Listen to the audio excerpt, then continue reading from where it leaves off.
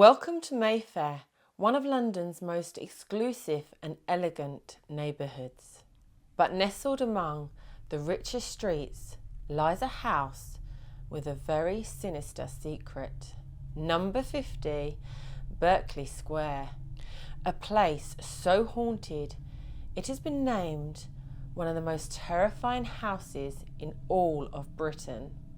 For centuries, tales of apparitions and even cursed upper floors have terrified locals and even visitors who visit this property. From mysterious figures to something far more sinister lurking inside the attic. This house has witnessed horrors that defy paranormal explanation. Tonight, we step inside the terrifying story of 50 Berkeley Square, where history and the paranormal collide. Are you brave enough to enter?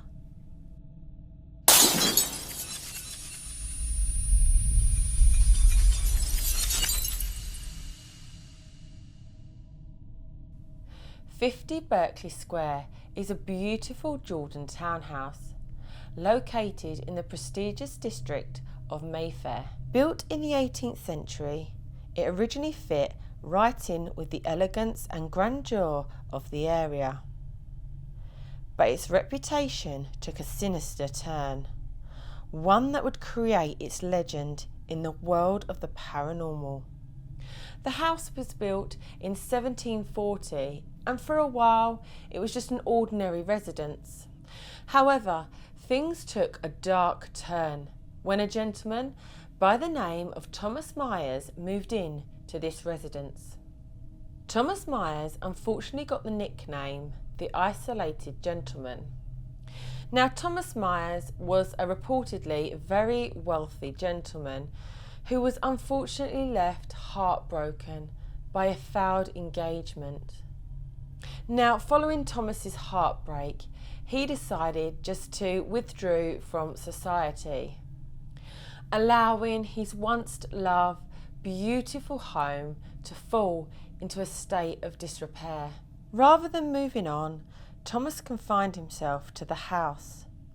Isolated and heartbroken, he shut himself away from the world, living alone on the top floor in one of the bedrooms, which would later become notorious as one of the most haunted rooms in London.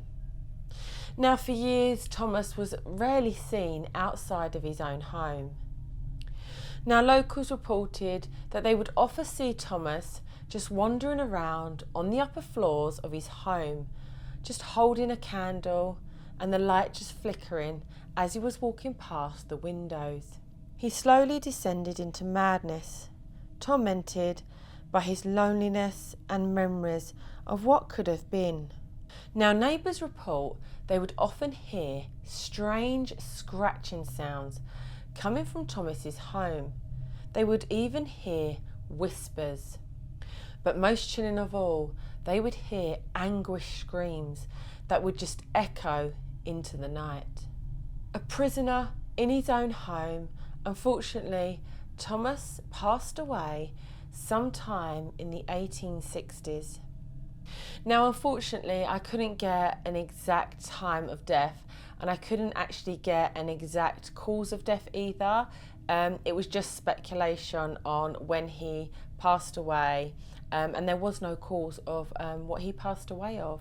Perhaps it was isolation, or perhaps it was just madness, or perhaps it was something far more worse. Perhaps it was something that crept out of the corners of this house. Now, unfortunately, Thomas was finally found, and he was found in the attic room, just slumped over. Slumped in the corner of the room. Beside him was his candle that he used to walk around with of an evening, but it was just burnt out. Some say when Thomas was found, his face was frozen in terror, his eyes wide open and his mouth twisted, as if he had been screaming but no one ever heard him. Some believe from that day on, the attic room was now cursed. Visitors who dared enter the attic spoke of an unshakable sadness. Others say they felt a crushing weight on their chest, as though invisible hands were pressing into them. Now others have reported seeing a tall, dark figure that just stands by the window as if it is watching them. Other visitors that have bravely visited this house say they've heard footsteps as if someone is in the attic pacing back and forth. Now when they've gone to check the attic room, nobody is even in that room. Now beyond Thomas' ghost, others believe that there is something in that attic room far more sinister that has been nicknamed the Thing. Witnesses who have dared to enter the attic have described a shapeless mass crawling towards them across the floor. A foul, suffocating stench like damp or even rotting flesh. The unbearable feeling of being watched or even followed. Now this entity that others have named the Thing has even drove some of the visitors to complete madness, while others have just fled the room, never to say what they've seen. Now after the death of Thomas, 2 sailors decided to spend the night at this house. Unfortunately, they were both unaware of its dark reputation. The 2 sailors were staying in one of the rooms on the upper floor, unaware that this night would end in complete terror. One of the sailors settled into the bed, but was suddenly woken up in fright to see a dark, shapeless figure crawling towards him. Now the sailor jumped out of his bed, screaming in utter terror.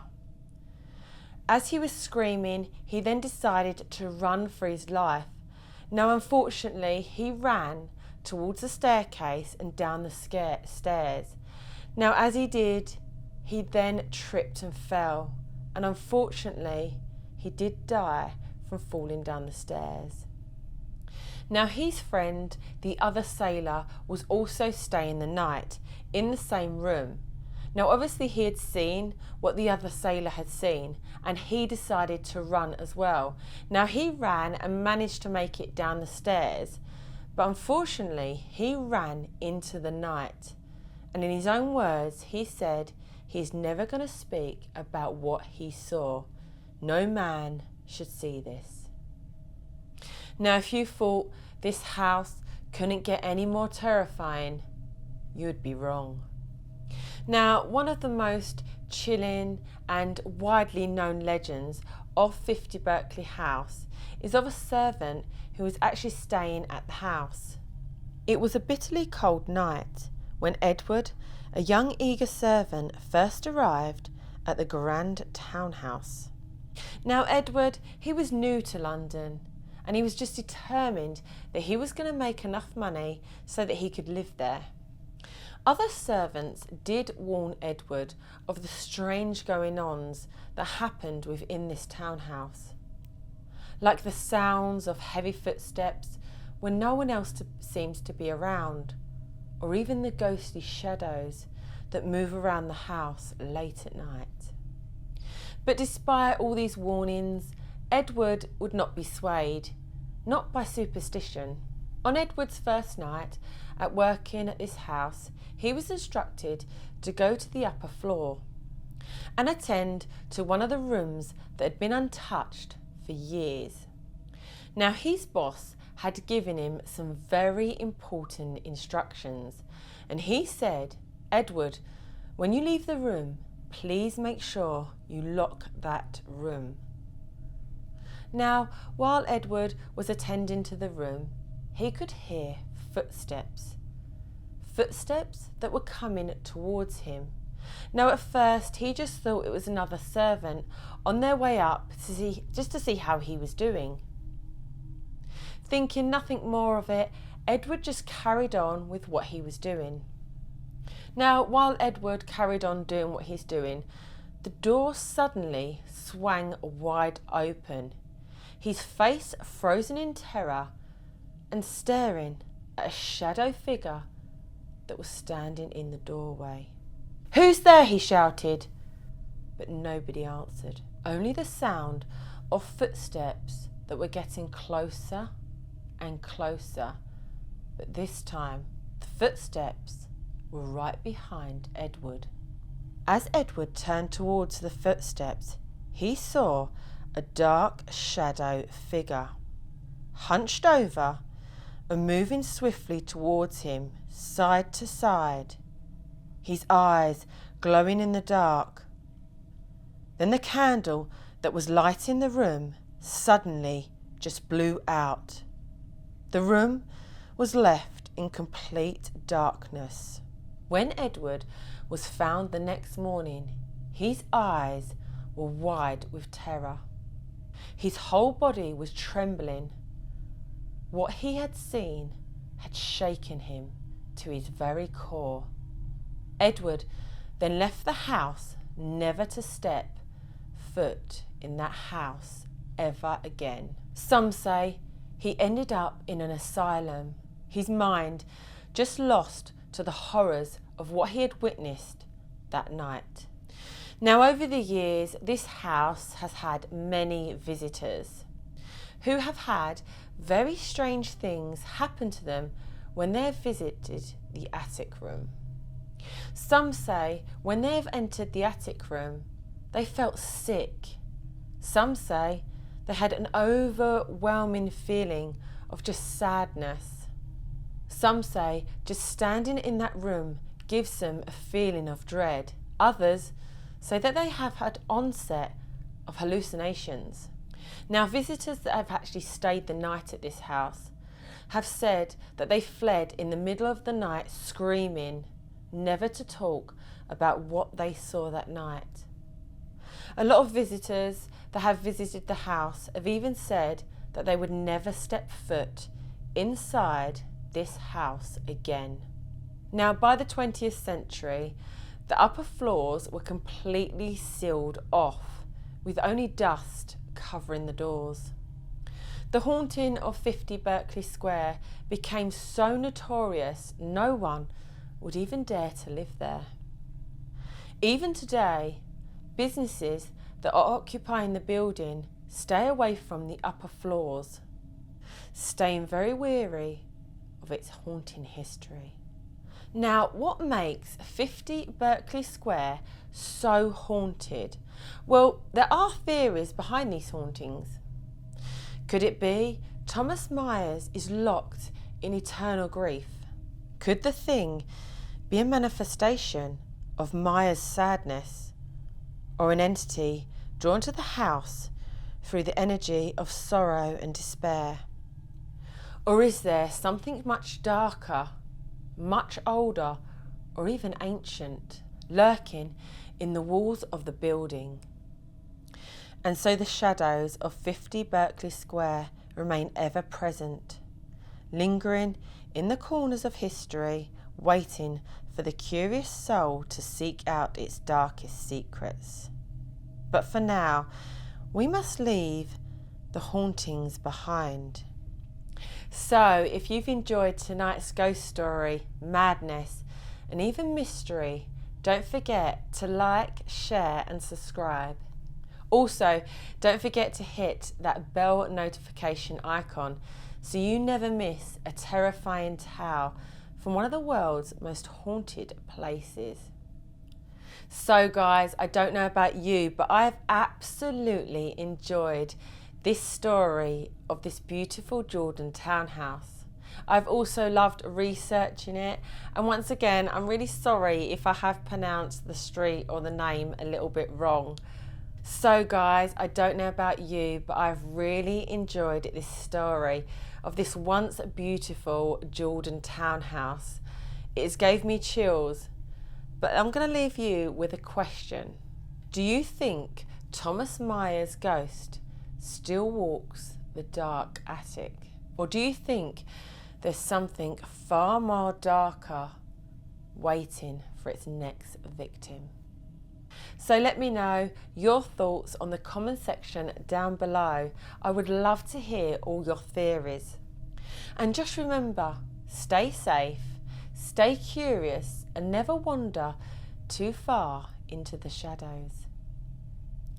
Because sometimes the darkness is watching you, and it may just follow you home.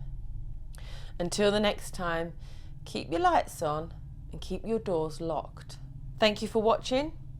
Sleep tight.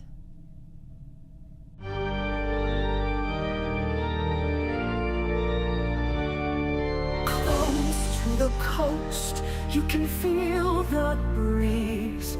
Mindful of ghostly tales washing up on the beach.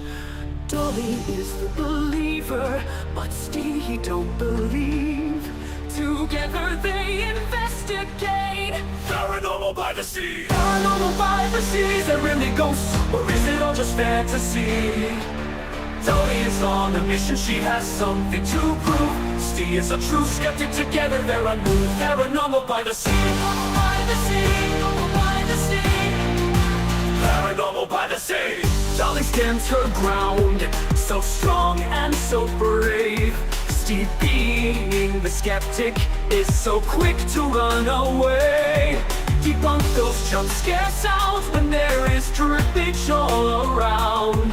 If Dolly can't debunk it, she is backed up by Steve. If he can't debunk it, they ask the community. If the community can't debunk it, and they all agree, bringing in the evidence. Paranormal by the sea. Paranormal by the sea. Paranormal by the sea. Paranormal by the sea. Paranormal by the sea. Paranormal by the sea. Is there really ghosts, or is it all just fantasy? Dolly is on a mission, she has something to prove. Steve's a true skeptic, together they're unmoved. Paranormal by the sea. Paranormal by the sea. Paranormal by the sea.